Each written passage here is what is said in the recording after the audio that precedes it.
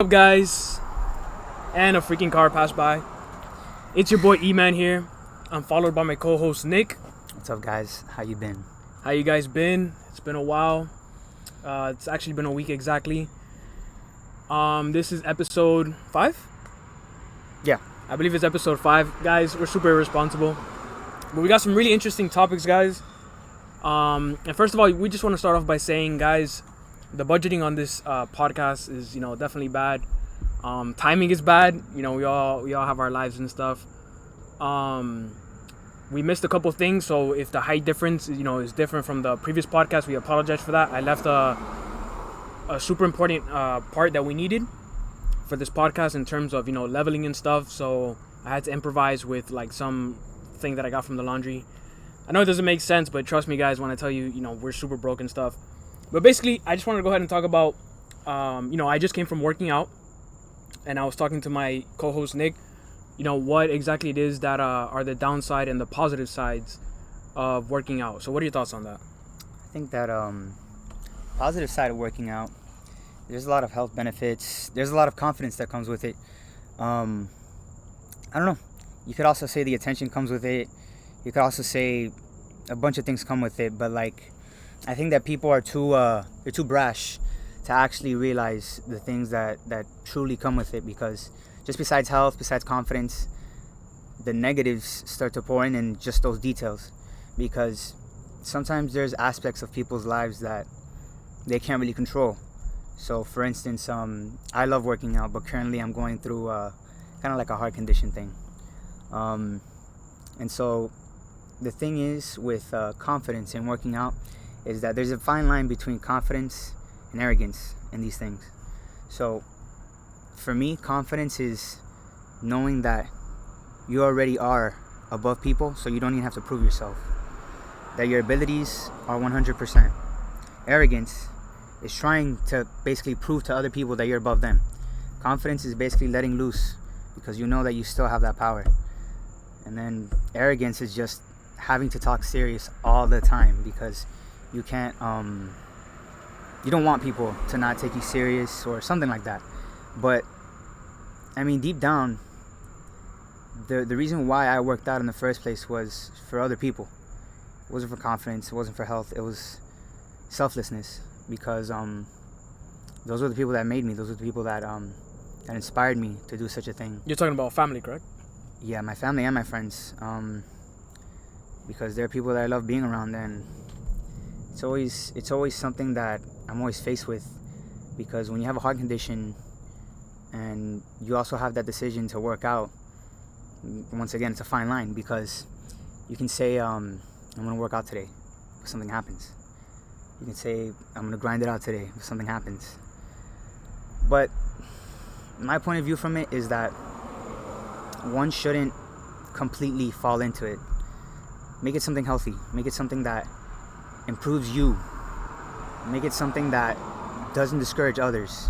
Like, I used to go to this gym. I still have the membership probably. I used to go to this gym called Planet Fitness. And I honestly liked it. One thing I thought was kind of cringe as shit, was that judgment-free zone and the lunk alarm and all that shit. Like, okay, don't get me wrong. Like, slamming weights, you look like a doucher. Basically just pumping in front of people, trying to make as much more noise as you can to attract attention, you look like a fucking girl. Like, it's basically just to improve yourself. You're not there for others. You're not there just to boost your fucking ego. Like, at the end of the day, I don't know if you notice, but when a guy works out, other guys compliment him more than other girls do.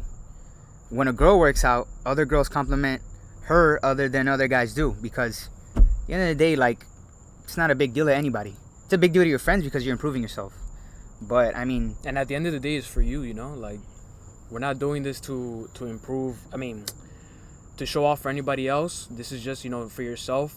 For me, when it comes to the positive and negatives, I've been consistently doing this for quite some time. Yeah, you have your off days and stuff like that, but this is definitely a battle of discipline, a battle of consistency. And all I have to say is this man right here next to me definitely motivated me. Even though he has his condition and stuff, he was still able to pull through. Unfortunately, now it's a little bit worse. but he's still managing, not to let himself go. He always talks about, getting back in there, once he gets healthier and stuff like that. And I'm sure that if this man was 100% healthy, he'd by far be way more dedicated than I am. He'd probably be working out 2-3 times a day, seeing results 2 times as fast. So I look up to this man, a lot. A benefit of, working out every day is, a boost in mood. I'll tell you that, when you don't work out, you feel mopey, you feel like a couch potato, you don't feel like getting anything done. Now you see us, I'm doing this podcast. I'll tell you what, if I didn't work out, I'd say, yo, man, screw this podcast, screw the people. I don't have the energy, all that dopamine, the endorphins coming from working out. That's one of the benefits. It's a very, very good benefit to keep going. Downside, I wouldn't say there's really a downside to it other than the drive that I have to make. And just the thought of, you have to take a part of your day and do that every single day. You have to be like, okay, so I'm going to take, this short amount of time. I usually work out for 2 hours, maybe an hour and a half, but for the most part, I do 2 hours, an hour of cardio and 1 hour of weights and stuff like that, abs, which I just incorporate into my routine. So what I like to say is, when you were working out, what exactly was it that started the journey for you? Was it, a health-related issue? Was it external reasons? Was it a specific girl that broke your heart? What exactly is the reason for that?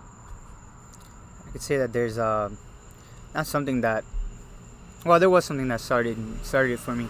The thing that started it for me was it was basically just like the harsh reality of things. I remember when I was 16 years old, I had gone to the doctors with my mom, and the doctor, wanted to tell me something very serious. She looked me in the eyes, and she was like, look, I don't think you're going to make it to 18 because this heart murmur, it doesn't look innocent, and you're overweight. So you have to change something about yourself right now, and if you don't, then it's basically it. And so I honestly got to give a big shout out to doctors, nurses. Shout out doctors and nurses. And to the people that basically have medical contributions to this world, because sometimes in this life, like when somebody gives you a reality check, people normally take it as like criticism. Criticism, yeah. Yeah, so I like to take everything as constructive criticism. And that's good. In my views. And that's how you grow in life too, Yeah, because the thing is that when somebody has something to say about you, sometimes it's just because they like to hate, but most of the time it's because they see something in you that others don't. That others don't want to push out of you, because either you care about the person, you've seen them be in such a light again, but it's just it's also been a bunch of catalysts as well. I used to do wrestling, and honestly, I wasn't the best wrestler. Somebody just got shot. But, yeah, I'm pretty sure somebody just got shot. I wasn't the best wrestler, but one thing I can contribute to that is that I had wrestling coaches, wrestling captains, and they push me to the brim. They'll push me to the brim no matter how much I weighed.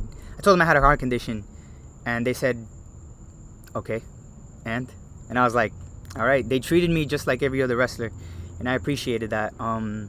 Would you say it made you, stronger mentally? It did. It really did, because when I was like 230 pounds, 250, it's always between that. I'm pretty sure I was between that. I basically had to run from, in this city that I used to live in called Miami Springs. I had to run from the school to the rec, and that's like about, is that even like a mile? It feels like less than a mile. Yeah, it's probably less than a mile. Well, it was less than a mile, and I couldn't even run it. I was always the last person with my friend, but my friend was still putting in that work too. That man had like calves of steel, calves of gold. But shout out to Gio. But that was one of the catalysts. working out with those people, and just the grit that they put in, the captain, and being very motivational. And then the next thing was it was my friends, Jonathan, E-Man. I saw the conditions that they were in, and I honestly I wanted to be with them. You get me? I just didn't want to be fat all my life. And I'm not saying being fat is horrible, even though it does bring a bunch of health problems. But at the same time, you should probably look into such of a plan. And I would also say, I would actually argue and say, to never be content with, you know, where you are. Yeah. Like, you know, I understand, you know, that some people have, you know, certain things. Like, take for example, I have a very close family relative who suffers from thyroid problems, right? So what it means is basically she has trouble like losing weight and stuff like that. I think it affects her metabolism. I had that. You had that? Yeah, I had that, and I went to a specialist for that, and she gave me medication for that. And man, when you give medication to a little kid, he does some stupid stuff. But hey, I mean, I'm still here. Exactly. But what I am saying is, like, there's people who have that, you know, take Nick, for example. He's even had it, and he was able... How many pounds did you lose? Lost from... I'm going to give it 240. From 240 to now, I'm probably like 175. What's the now. leanest you've ever been? Leanest I've ever been, 145. 145. Yeah. From 240 to 145. That's nearly 100 pounds. Like, there's no excuses when it comes to that. I used to be a little bit bigger. I was weighing at around 188, close to 190. And thank God I never reached the 200, but I definitely look like, you know, Lil Nas X with that pregnant, you know, picture that he took recently. I basically look like that. And what I can say is everything is just a mindset thing. Like, if you become complacent with, you know, being fat, I promise you down the road, like, yeah, you're going to say, oh, it's just one more piece of cake, or, oh, I'll start tomorrow, I'll do this, I'll do that. One day becomes the next. Next thing you know, you're 40. You have your wife looks like a freaking like ogre, and you're not gonna be happy with where you are in life. You know, just take matters into your own hands. Don't even do it. You know, for the women. Yeah, sure, that's a plus size. That's that's a benefit of losing weight. But just overall, it's gonna affect your entire lifestyle. Like how I mentioned before. You know, all the benefits and stuff like that. So guys, if you're fat, trust me, I've been there.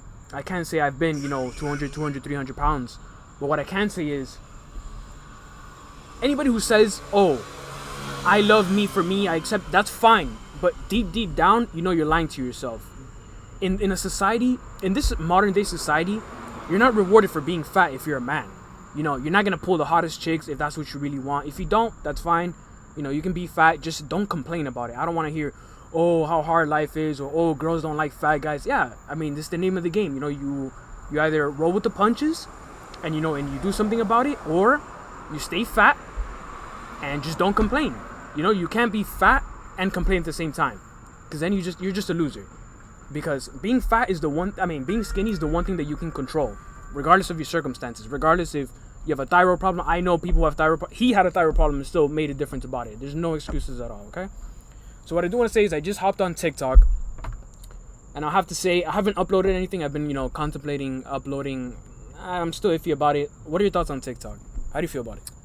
TikTok is honestly another Vine for me. I don't really see too much about it. You know, I don't see that it's like a big thing, because whenever somebody's like, why don't you have TikTok?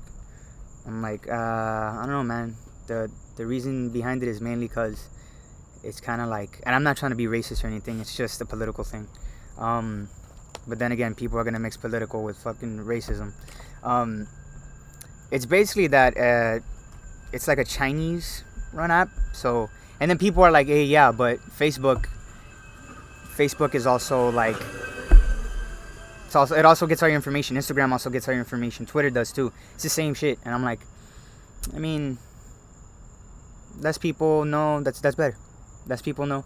So I honestly think that it's still an interesting app. I mean, I can't say that I haven't laughed at any TikToks. Do you find it corny, or do you find it, I just feel like it's people funny trying for the to. most part?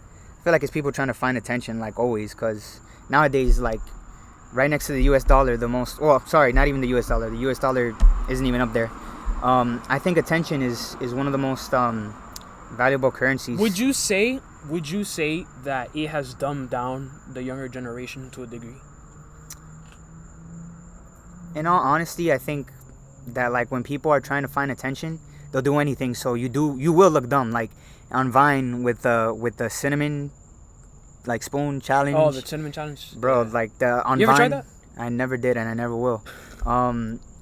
Like, let's say with the clowns, that were on October. This was a while ago. If you're probably like 10, you'll probably know what I'm talking about. The clowns then on October, before the whole coronavirus thing, where people were dressing up as clowns. Oh my God! What year was that? That was a while ago. That was like maybe 2017. 2017, right? Yeah, that was a wild year. And so it's just basically like people trying to seek attention, like people trying to get famous. And you know what? I honestly can't say that, you know, having attention sucks. Not having it sucks. Like, it's wishy-washy. Everybody likes attention. We're all human. I mean, you get me? Like, you're going to do some dumb shit down the road in your life. Whether your friends tell you to do it or whether somebody's holding a camera in front of your face. So, in this dating marketplace, you know, I'm pretty sure you can agree that, you know, things are not the same as they used to be, you know, back in, let's say, your parents' times, right? Mm-hmm. Would you say, for the most part, that it has gotten better, or has it gotten worse? I honestly think that it hasn't really changed too much, in my opinion. Now, it is like, it's more toxic in the sense that it has changed, because where we live, it's all about status most of the time. It's all about status. It's very superficial. Yeah, and what you have, like, if you don't have muscle, if you don't have a boat, shout out to the Tinder bitches. If you don't have a boat, I swear to God, bro. If you don't have a fucking 3-story apartment, 3-story house, whatever the fuck it is. If you don't have 6 figures, basically it, 6 like, inches, or if you're not 6 foot tall, then you're not, you know, meeting the cut. You're not gonna cut it. And honestly, I gotta say that I wouldn't even want to be with chicks like that, because exactly, they're just like materialistic people. They don't really look into your heart. They don't look into your soul. None of that. And nowadays I feel like it's slowly becoming more and more of a thing. You get me? Like, and here's one thing too. Like, me, I don't give a shit about my height, but girls give a shit about height. And all I gotta say is, when you're laying down in that bed, we're all the same height. Exactly. It's not really gonna make a difference. But yeah, I mean, I think dating's changed a little bit in toxicity, but in other aspects, you know, I don't think it's changed too much. Okay, so would you say, to a degree, because this is my rebuttal to that, right? Due to, like, you know, the digital age that we're in, you know, introducing Instagram, you know, Snapchat, Tinder, Bumble, like you mentioned before with Tinder, I would argue to say that, you know, Instagram has allowed you, if you think about it, Instagram is like an online portfolio, right? It's like, basically, it's an application where women can look at your portfolio, also known as your profile pictures, the pictures you post, and make an assumption about your life, right? So yeah, they don't know you. They don't know you, but in a way, it gives you the upper hand, right? Because you can lie and you can say, let's say you get a rental car at you rent out a Lamborghini, right? Mm-hmm. You're staying, let's say one of your boys, he makes a lot of money, he has a nice mansion, he goes, hey, I'm like, oh, hey, can I stay for the weekend just to shoot a couple pictures? You shoot a couple pictures, and now you have the upper hand, right? You post it on your Tinder, and the girl, or your Instagram, whatever, and the girl's gonna read it, and she's gonna say, oh, shoot, look at everything that this man has to offer. He has, you know, the nice cars, the nice this, the nice that. That, by default, is gonna give that man the advantage over an average person. Where, like, before, back in the day, when online, you know, market didn't exist, everything was based off of personality, you know? Like, all the 6-figure, all those earners, they were hidden. Like, there was no way to find them because, you know, due to the online. So, in my opinion, I would say that it's a little bit harder, but the good news is, it would be easier if you become that man that, which unfortunately, like most women, you know, where we live is what they strive for. But if we reach, let's say, you know, if we were 6-figure earners, drove the nice cars, had the nice lifestyle and all that stuff, and we posted on our Instagram, I would say that it would be even easier for us to meet women and obtain women than it would be, you know, back in the day where we weren't able to reach, you know, a multitude of women on a huge span, I guess I would say. That's probably not the right term for it, but I hope you get what I mean. Yeah, I get what you're saying. So you're basically saying that, like, today's dating scene is basically based on the perception of who you are, based on your pictures. And basically. Like, yeah, so it's like, I can understand that, but in all honesty, like, it goes back to, like, people that you want. If people are basing you off of just your pictures, that's literally judging a book by its cover. And, like, I'm sorry, if you don't want to get to know me, but you want to get to know my boat, you want to get to know my figures, you want to get to know the food that I eat, you want to get to know the things that the places that I get to go, like, you're just a fucking leech. You get me? Can I tell you what's the biggest lie that women tell men? The biggest lie that women tell men, in my opinion, but to a degree it's true, but for the most part it's a lie, is just be yourself.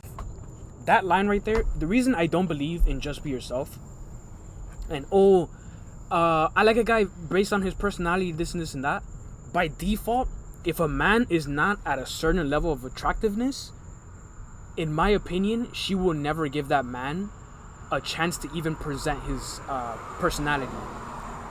If you're for example, let's say you're 300 pounds, you're 5'6", but you have a Kevin Hart sense of humor, right? Yeah. Do you really think that a girl, if he goes and approaches a girl that he sees, do you think that she's even gonna give him the time of day to even convey his personality?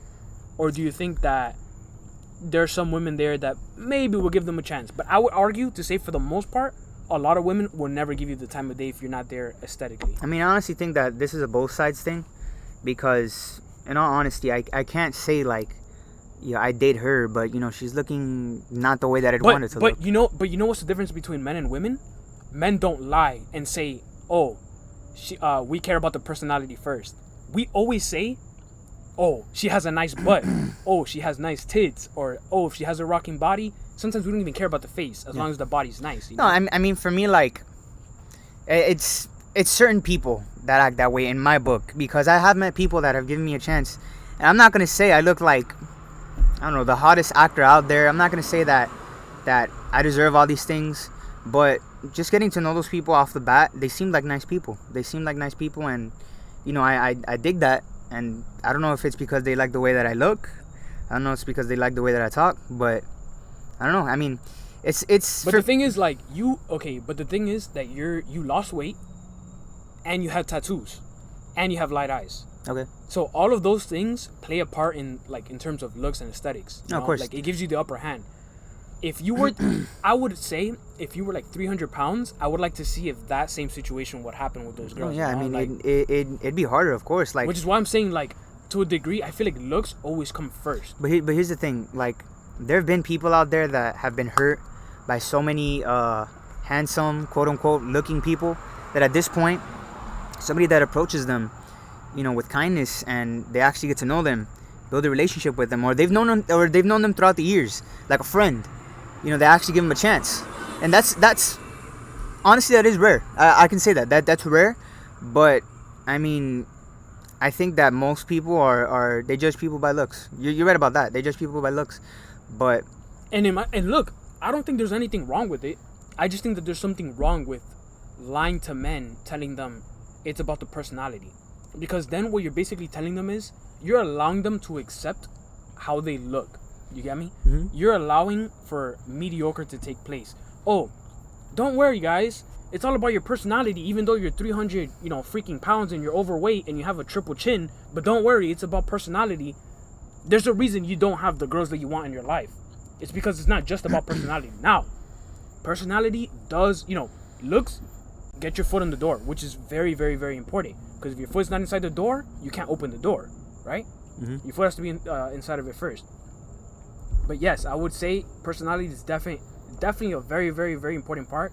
Because you could be, Ryan Gosling, you could be Leonardo DiCaprio, but if your personality is trash, you're done. You're done for. So, work on everything. Work on money, looks, game and all that stuff. But what I am going to say is I wouldn't say I've recently been on Tinder, but I've been on Tinder for quite a while. I deleted it. I came back. I didn't get gold. Screw you, Tinder. Trying to give me those 50% off. But I'd like to say, do you have Tinder, and what are your thoughts on it?